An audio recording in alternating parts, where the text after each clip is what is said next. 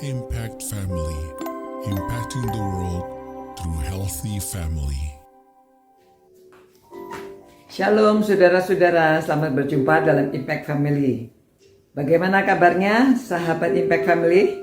Saya harap saudara semua dalam keadaan baik. Saudara merasakan penyertaan Tuhan, ya. Saudara-saudara, dalam pelayanan Nabi Elisa, dia pernah melayani di daerah tempat yang namanya Sunem. Nah, di situ tinggal satu keluarga yang kaya. Mereka suka mengundang dia mampir makan, ya. Lalu ibu ini merasa, wah ini kan abdi Allah ya. Lalu dia berunding sama suaminya. Dia itu kan seorang, dikatakan ayat 9 ya. Sesungguhnya aku sudah tahu bahwa orang yang selalu datang kepada kita ini adalah abdi Allah yang kudus.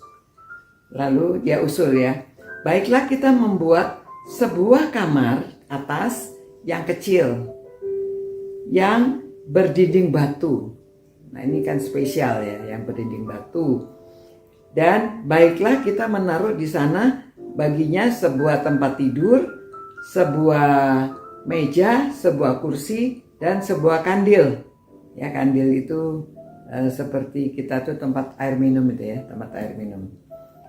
Maka apabila ia datang kepada kita, ia boleh masuk ke sana. Jadi memang khusus dibuatkan ini kamar untuk abdi Allah ini ya.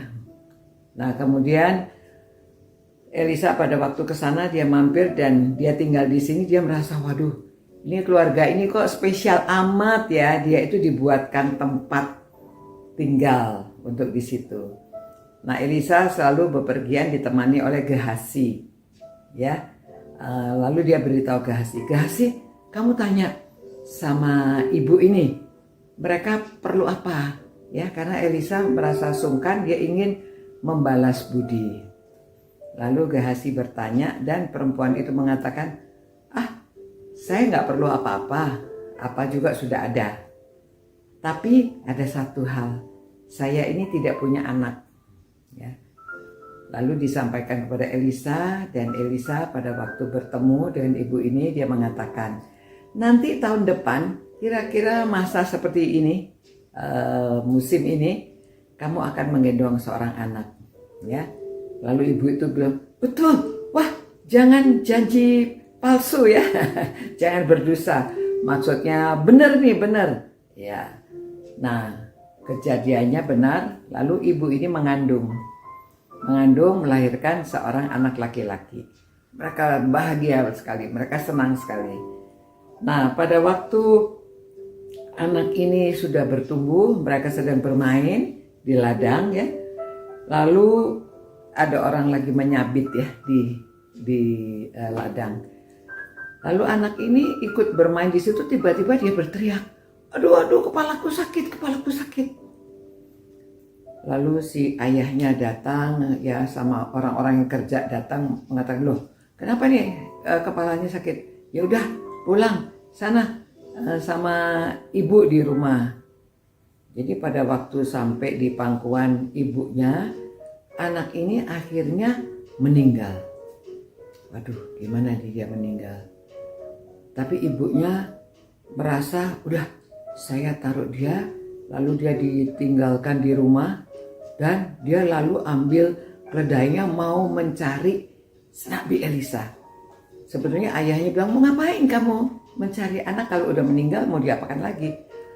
Udah diamlah, saya pokoknya mau bertemu dengan ini abdi Allah ini. Lalu dia pergi bertemu dengan Elisa, ya. Elisa tahu, itu perempuan Sunem itu kesini, ada apa tuh? Lalu dia memberitahu, kan saya sudah mengatakan kamu jangan janji palsu sama saya. Ini anak sekarang ini ada masalah anaknya ya. Nabi Elisa hanya berkata, ini tongkat saya, kasih si Gehasi, tongkatnya nanti taruh aja di sebelahnya anak itu. Tapi perempuan ini tetap tidak mau. Enggak, saya pokoknya mau kamu datang. Ya. Lalu Nabi Elisa akhirnya berjalan dengan dia datang ke rumahnya.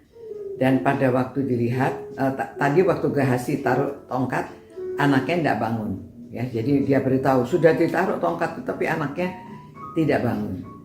Lalu Elisa waktu ke sana dilihat, oke, tutup pintunya semua. Cuma dia bersama dengan anak itu. Kemudian dikatakan bahwa kemudian dia berdoa, ya. Ayat 33, sesudah ia masuk, ditutupnyalah pintu sehingga ia sendiri dengan anak itu di dalam kamar. Kemudian berdoalah ia kepada Allah. Nah, setelah dia berdoa, lalu dia coba, anak ini tidur telentang. Lalu Elisa coba di atasnya ya, dihangatkan. Anak itu dihangatkan.